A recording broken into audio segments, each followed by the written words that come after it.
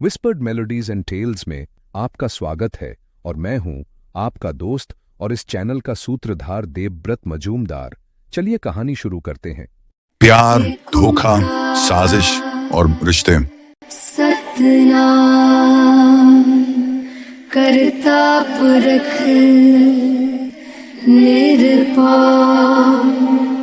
निर्वैर अकाल मूरत अजूनी सैभं गुर प्रसाद। जप आद सच जुगाद सच है भी सच, नानक हुसी भी सच। अध्याय 2, पहला प्यार, अधूरी दास्तां। देवजीत सिंह उस दिन दफ्तर में था। एक जरूरी मीटिंग चल रही थी जब उसका मोबाइल अचानक बज उठा। उसने स्क्रीन पर नजर डाली। रूपाली का नाम चमक रहा था, मगर पेशेवर जिम्मेदारी उसके लिए पहले थी। उसने बिना झिझक मोबाइल को साइलेंट मोड पर रख दिया और वापस मीटिंग में मन लगाकर बैठ गया।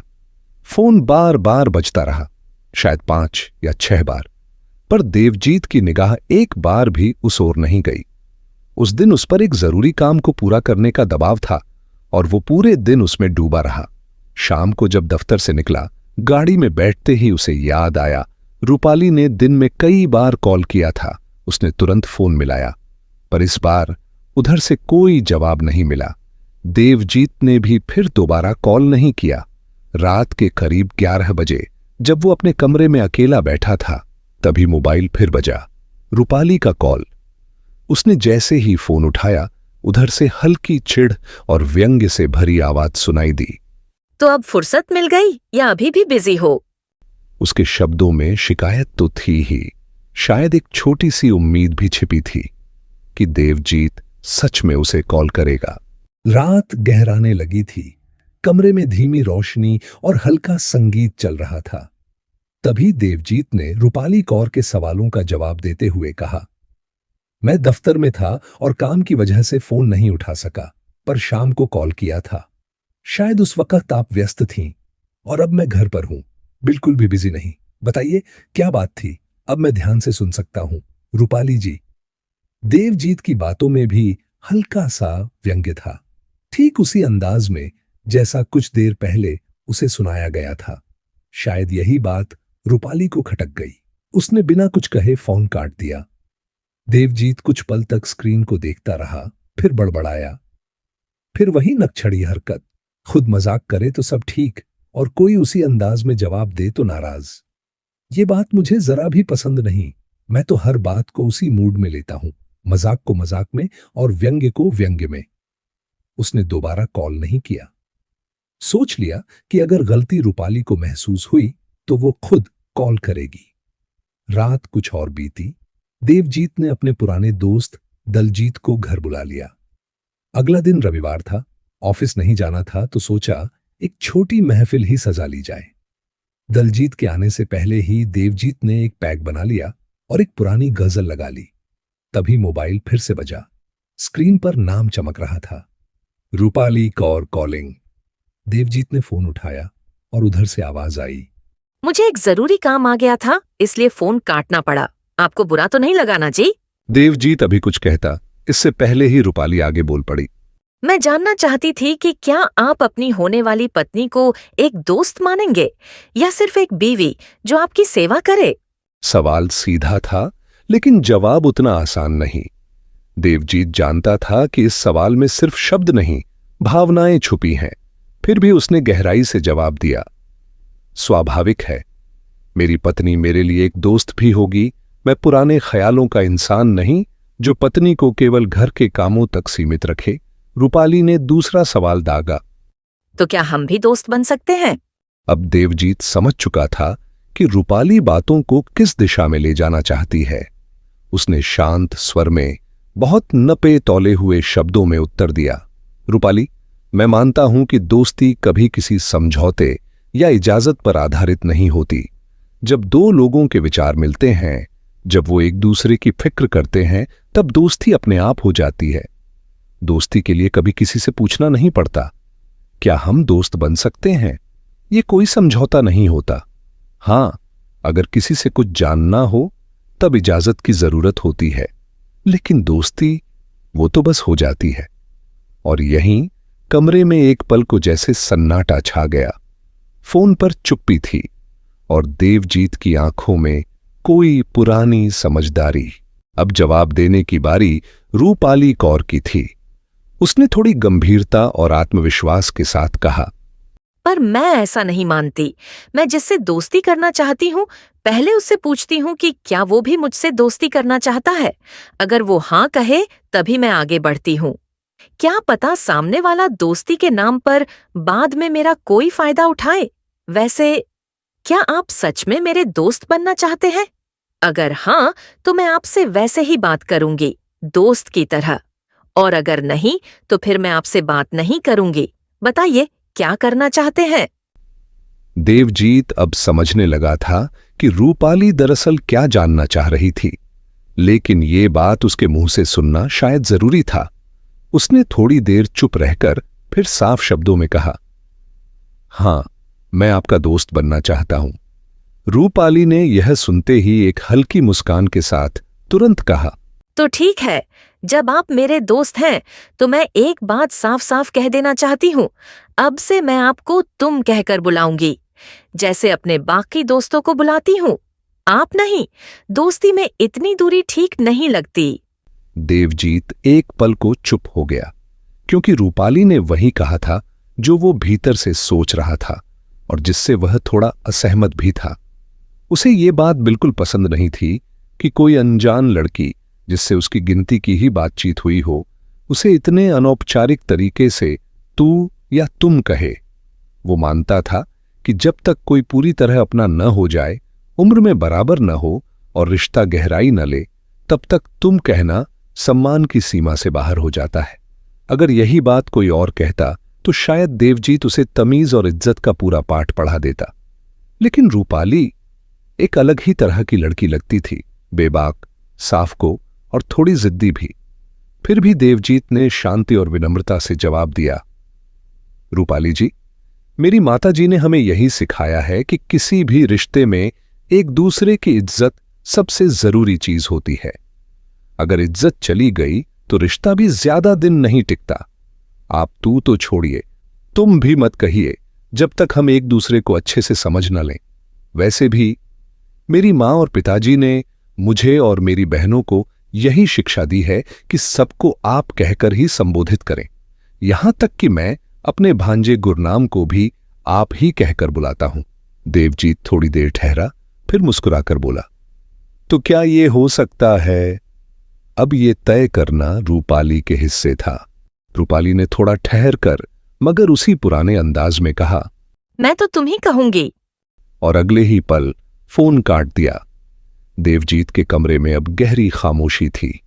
रात के करीब 11 बज रहे थे। सड़क की ओर खुलती खिड़की से बस कभी कभी किसी दूर जाती गाड़ी की आवाज आ रही थी। वो कुछ सेकंड फोन की बंद स्क्रीन को घूरता रहा, फिर धीमे से मुस्कुराया और बुदबुदाया, ठीक है, जैसे तुम्हारी मर्जी। दलजीत अब तक नहीं पहुंचा था। देवजीत ने एक और पैग बना लिया। कमरे में अब धीमी गजल की आवाज गूंज रही थी और विस्की का हल्का असर उसके माथे पर उतर आया था। गिलास खत्म होने ही वाला था कि दरवाजे पर दस्तक हुई। आ गया राजकुमार, देवजीत ने खुद से कहा और दरवाजा खोला। सामने दलजीत खड़ा था। रात के इस वक्त भी उसकी मुस्कान वैसी ही थी, हाथ में एक मिठाई का डिब्बा लिए। वो अंदर आया, कुर्सी पर बैठते ही बोला, ओए वीर, तू फिर चाचा बनन वाला है। उसका पंजाबी लहजा हमेशा की तरह जिंदा दिल। देवजीत हल्के से हंसा और सोचा, रात गहरी है पर ये पल हल्के हो चले हैं। रात के उस शांत कमरे में जब दो पुराने दोस्त मिले तो विस्की की चुस्कियों के साथ जज्बात भी बह निकले। देवजीत ने मुस्कुराते हुए दलजीत को मिठाई की बधाई दी और हंसते हुए कहा, यार तेरे तो अब बच्चे भी हो गए और मैं यहां अभी तक कुंवारा ही बैठा हूं। दलजीत ने एक गहरी सांस लेते हुए जवाब दिया, भाई जब तक तू उसे दिल से नहीं निकालता तब तक तुझे कोई और लड़की पसंद आ ही नहीं सकती। वो तो कब की चली गई, अब तक तो शायद 2 बच्चों की मां भी बन चुकी होगी। यार, जब उसने तेरा इंतजार नहीं किया तो तू क्यों उसकी राह देख रहा है? अब वो परिंदे की तरह उड़ चुकी है और लौट कर नहीं आने वाली। देवजीत की आंखों में एक पुराना दर्द तैर गया। उसने धीमे स्वर में कहा, नहीं यार, गलती मेरी थी। मुझे भी उसके वक्त पर बिजनेस में ध्यान देना चाहिए था, पैसा कमाना था। शायद तब मैं उसकी मां से उसका हाथ मांग सकता था। अगर उसके पिता जिंदा होते तो आज वो मिसेज प्रभनूर मलिक होती। यह कहते हुए देवजीत ने अपने पर्स से एक पुरानी तस्वीर निकाली, प्रभनूर की। उसकी आंखें तस्वीर में जैसे खो गईं, जैसे वक्त वहीं थम गया हो। दलजीत ने उसे वर्तमान में लौटाते हुए कहा, प्यार सच्चा होने पर भी हर बार अपना नहीं होता। ये जरूरी नहीं कि जिसे तुम प्यार करो वो भी तुम्हारी हो। अगर प्यार सच्चा है तो उसकी खुशी में ही तुम्हारी खुशी होनी चाहिए। उसने मोबाइल निकाला और एक प्रोफाइल दिखाई, प्रभनूर अपने पति के साथ मुस्कुराती तस्वीर में। देवजीत ने कुछ देर उस तस्वीर को देखा। आंखों में एक नमी सी तैर आई, फिर हल्के से मुस्कुराया और बोला, हां यार, अगर वो खुश है तो मैं भी खुश हूं। जहां भी रहे खुश रहे। दलजीत ने उसका कंधा थपथपाया और हंसते हुए पूछा, चल अब बता, तेरी वो रूपाली कौर का क्या हाल है? फोन किया क्या तूने? देवजीत ने धीरे से जवाब दिया, नहीं भाई, मैंने तो फोन नहीं किया, पर उसने किया था, और आज उसने जो कहा। फिर देवजीत ने पूरी बातचीत जैसा हुआ वैसा ही दलजीत को सुनाया। दलजीत ने सुनते ही ठेठ दोस्ताना अंदाज में सलाह दी, देख भाई, तू ये मत सोच कि वो तुझे आप बुलाती है या तुम। असली बात यह है कि तू उसे समझे, उसकी आदतें, उसका स्वभाव, उसका व्यक्तित्व, ये सब जानने की कोशिश कर। अगर सब सही लगा तभी आगे बढ़, वरना जल्दीबाजी में किया गया रिश्ता हमेशा खतरे की घंटी होता है। और हां, अब थोड़ा तू भी फोन कर लिया कर। उससे उसके परिवार के बारे में पूछ, रिश्तेदारों के बारे में, दोस्तों के बारे में, और जब मौका मिले उस लड़के के बारे में भी बात छेड़ना। देख कैसी प्रतिक्रिया देती है। दलजीत के चले जाने के बाद देवजीत कुछ देर तक चुप बैठा रहा। फिर धीरे से उसने अपने बटुए से प्रभनूर की वो पुरानी तस्वीर निकाली, वही तस्वीर जो बरसों से उसके साथ थी, जैसे किसी अधूरे सपने की आखिरी कड़ी। उसने उस तस्वीर को देखा, देर तक देखा, मानो हर रेखा में बीते हुए लम्हों की एक एक परछाई समाई हो। फिर अचानक देवजीत ने उस तस्वीर को जलाने का फैसला किया। धीरे से उसने उसे जलाया और राख को अपनी हथेलियों से उठाकर हवा में उड़ा दिया। पर शायद देवजीत सिंह मलिक ये नहीं जानता था कि सिर्फ तस्वीर जला देने से कोई याद नहीं जलती। प्रभनूर कौर भल्ला की यादें अब भी उसकी रूह में बसी थीं, क्योंकि किसी का पहला प्यार कभी भुलाया नहीं जा सकता। वो सिर्फ एक एहसास नहीं होता, एक उम्र भर की सजा बन जाता है। चाहे अधूरा रह जाए, पर उसकी जगह कोई नहीं ले सकता। प्रभनूर के जाने के बाद देवजीत कभी किसी और लड़की को दिल से चाह नहीं पाया। उसका और प्रभनूर का प्यार अधूरा था, पर इतना गहरा कि अब कोई और उसके दिल में उतर ही नहीं सका। वो अक्सर खुद को ही दोष देता, काश मैंने उसकी मां को मना लिया होता, काश मैंने उसे जाने से रोक लिया होता, काश वो 1 साल और रुक जाती। कभी कभी वो अपनी ही सोच में खो जाता और वो लम्हा याद करता जब पहली बार प्रभनूर ने उसका नाम धीरे से लिया था।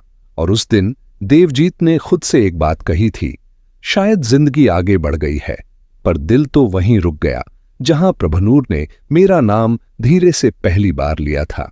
कहते हैं, पहला प्यार ना उम्र देखता है ना मंजिल, बस एक एहसास होता है जो वक्त की किताब में एक ऐसा पन्ना बन जाता है जो चाहे जितना भी पलट लो वहीं खुलता है, वहीं ठहर जाता है। देवजीत अक्सर चुपचाप बैठा करता, लोगों के बीच होते हुए भी वो किसी और वक्त में जीता था। कभी किसी फुर्सत की शाम जब धूप भी कुछ कहने लगे तो उसकी आंखों में वही चेहरा उभर आता, प्रभनूर का। वो पहली बार की मुस्कान, वो चुपचाप साथ चलना, वो लम्हा जब कुछ कहा नहीं गया पर सब समझ लिया गया। वक्त गुजर गया, शहर बदल गए, नाम के आगे नए रिश्ते जुड़ गए, पर देवजीत के दिल के किसी पुराने कमरे में अब भी एक खिड़की है जहां से सिर्फ प्रभनूर झांकती है। पहला प्यार शायद पूरा न हो, पर वो अधूरापन ही उसे अमर बना देता है। देवजीत अब भी प्रभनूर की यादों में डूबा हुआ था। शायद यही वजह थी कि वह रूपाली कौर की ओर पूरी तरह ध्यान नहीं दे पा रहा था। उसे क्या पता था कि एक दिन उसकी और प्रभनूर की बेदाग मोहब्बत, जिसे वो अब तक एक पवित्र स्मृति की तरह संजोए हुए था, उसी पर कोई अपना ही कीचड़ उछालेगा। सुबह आई उसी रोजमर्रा की तरह, लेकिन एक फर्क था।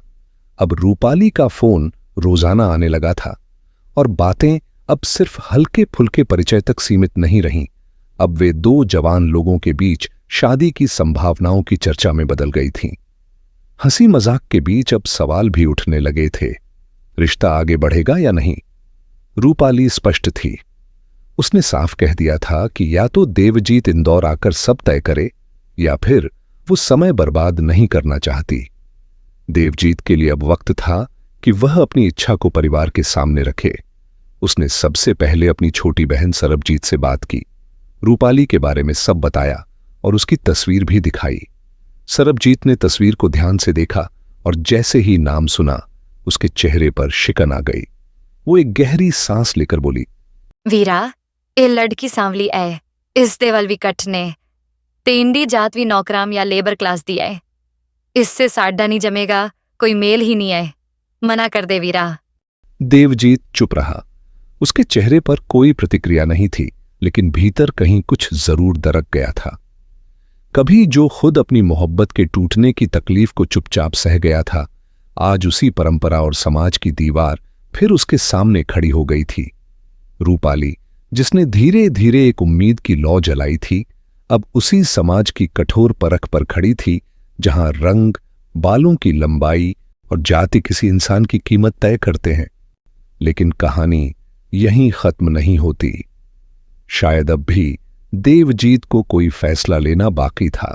देवजीत ने 3 दिन की छुट्टी ली और रेस्तरां का सारा काम बहन सरबजीत पर छोड़कर इंदौर अपनी बड़ी बहन मधु चोपड़ा के घर गया। वो अपने दिल की बात मधु से कहना चाहता था, रूपाली के बारे में। शाम को जब चाय के साथ दोनों भाई बहन बैठक में बैठे, देवजीत ने जेब से मोबाइल निकालकर धीरे से रूपाली की तस्वीर मधु को दिखाई और कहा, मैं इस लड़की के बारे में सोच रहा हूं दीदी। मधु ने तस्वीर कुछ पल देखा, फिर नजरें उठाकर सीधे देवजीत की आंखों में झांकती हुई बोली, वही शब्द जो पहले दलजीत और फिर सरबजीत भी कह चुके थे। मना कर दे पाई, लड़की ना ता सोहनी है, ते नहीं साडे बराबर दी, ए ता नीच साध दी है। याद है ना पिताजी की आंख देसी, जे दो भी कर्ज कुत्ता पालना होवे ता पेडिग्री वेख के पालो ते दोस्ती भी बराबर वालिया नाल करो, पर ब्याह ता हमेशा अपने बराबर दी जात विच ही करो। नीच जात दा स्वभाव कदे नहीं बदलदा। मधु के इन शब्दों ने जैसे देवजीत के दिल में कहीं गहराई तक चुभन पहुंचा दी।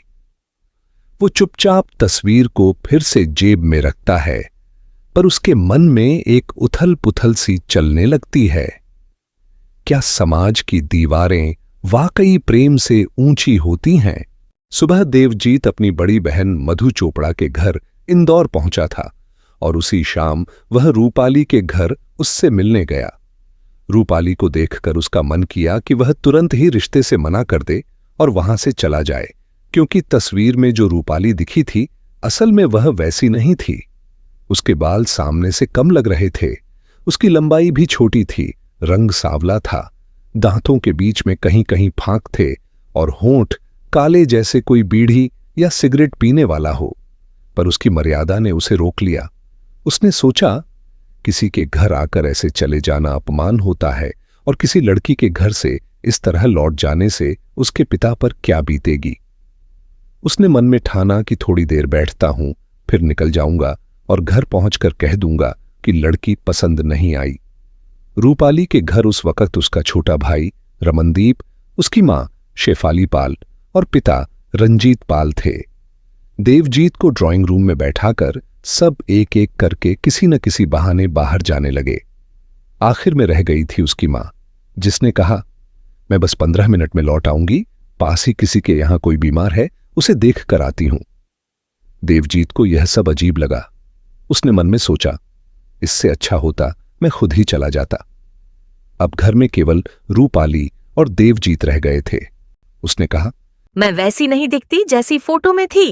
कभी चेचक पॉक्स हो गया था, तब से चेहरा थोड़ा बदल गया है। यह कहते हुए वह धीरे धीरे देवजीत के करीब आने लगी।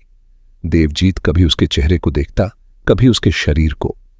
बातचीत के बीच कब रूपाली उसके पास सटकर बैठ गई, उसे पता ही नहीं चला। जब एहसास हुआ तो वह उठकर थोड़ा दूर बैठने ही वाला था कि रूपाली ने उसे खींच लिया और झटके में वह उसके गालों से छू गया। देवजीत ने आज तक किसी लड़की को इस तरह स्पर्श नहीं किया था, लेकिन रूपाली अब पीछे हटने का नाम नहीं ले रही थी। देवजीत समझ गया था कि अगर वह अब दूर नहीं हुआ तो कुछ अनचाहा घट सकता है। रूपाली अब तक कामदेव का बाण चला चुकी थी। वह देवजीत को अपने कमरे में ले गई। कमरे में पहुंचते ही वह देवजीत से लिपट गई और बोली, मुझे थाम लो देव, आओ मेरे करीब आओ। देवजीत अपनी मर्यादा खोने ही वाला था, पर तभी उसे याद आया कि उसे मर्यादा में रहना है। उसने रूपाली को दूर किया और ड्राइंग रूम की ओर चला आया। वह अभी बैठा ही था कि अचानक रूपाली के परिवार वाले फिर से प्रकट हो गए, जैसे कहीं गए ही न थे और बस उसके ड्राइंग रूम में आने का इंतजार कर रहे थे। कुछ ही देर में रूपाली एक दूसरा सभ्य सलवार सूट पहनकर बाहर आई। देवजीत को लगा जैसे उसके माता पिता ने अंदाजा लगा लिया था कि उनके बीच कुछ हुआ है। उसकी मां ने चाय का कप सामने रखते हुए पूछा, कैसी लगी रूपाली, मजा आया ना? देवजीत ने यह शब्द ध्यान से सुना। मजा आया ना? उसे ऐसा लगा जैसे पूरा परिवार जानता हो कि अभी क्या होने वाला था। देवजीत ने कप को देखकर पूछा, मेरे अकेले के लिए चाय बनाई है आंटी? अंकल और बाकी सब नहीं पिएंगे क्या? रूपाली की मां मुस्कुराते हुए बोली, बेटा जी, ये स्पेशल चाय है सिर्फ तुम्हारे लिए। तुम्हारी सारी थकावट दूर हो जाएगी। देवजीत ने तुरंत पूछा, मेरी थकावट? पर मैं क्यों थकने लगा? रूपाली की मां मुस्कुराती हुई अंदर चली गई। देवजीत ने चाय पी और रूपाली के पिता की बातें सुनता रहा, लेकिन उसे ऐसा लगने लगा जैसे उसने चाय नहीं, कोई शराब पी ली हो। उसका सिर घूमने लगा, होंठ लड़खड़ाने लगे। वह यह भी नहीं समझ पाया कि उसके पिता क्या कह रहे थे। फिर एक पल को उसकी सुध बुद्ध चली गई और अगले ही पल वह होश में आ गया। तभी उसने सुना कि रूपाली के पिता कह रहे थे, कल शाम 5 बजे अपने दीदी जीजाजी के साथ आना, हम शादी की बात करेंगे। देवजीत जैसे किसी मंत्र के प्रभाव में था। उसने हां कह दिया और रूपाली के घर से निकल गया। जब वह जीजाजी के घर पहुंचा, उसे याद ही नहीं था कि कैसे पहुंचा। बस इतना याद था कि उसने चाय पी थी, और फिर उससे पहले क्या हुआ वह सब एक धुंध सा रह गया।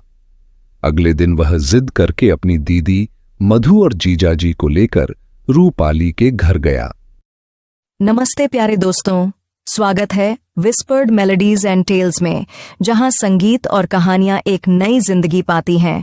अगर आपको दिल को छू लेने वाले गीत और मनमोहक कहानियां पसंद हैं तो आप बिल्कुल सही जगह पर हैं। तो जल्दी से सब्सक्राइब बटन दबाएं और बेल आइकन को टैप करें ताकि हर नया गाना और कहानी आप तक सबसे पहले पहुंचे। अगर आपको ये पसंद आया हो तो लाइक बटन दबाना ना भूलें। आपका एक लाइक हमारे लिए बहुत मायने रखता है और हमें और बेहतरीन कंटेंट बनाने के लिए प्रेरित करता है। आपके प्यार और सपोर्ट के लिए धन्यवाद। इसी तरह हमारे साथ बने रहें, सपने देखें, सुरों में खो जाएं और कहानियों की दुनिया में डूब जाएं। मिलते हैं अगले वीडियो में।